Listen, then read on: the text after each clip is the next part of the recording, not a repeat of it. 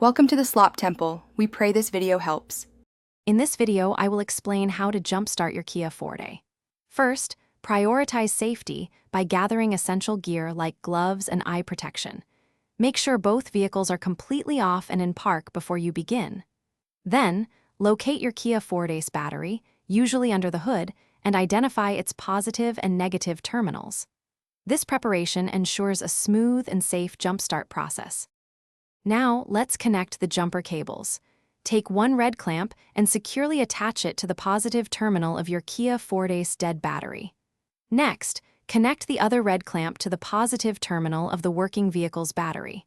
Then, take one black clamp and connect it to the negative terminal of the good battery. Always follow this specific order for safety. For the final connection, attach the remaining black clamp to an unpainted metal surface on your Kia Forte, away from the battery. This creates a ground connection.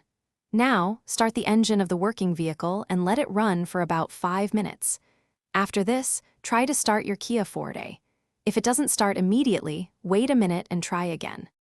Once your Kia Forte is running, it's crucial to disconnect the cables in the reverse order.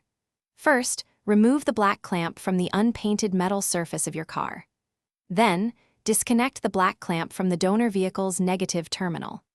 Next, remove the red clamp from the donor car's positive terminal, and finally, remove the red clamp from your Kia Forte's positive terminal. Remember to check the description for a link to the Shark AI Ultra Robot Vacuum and other great deals. Thanks for watching. Consider subscribing if we helped you.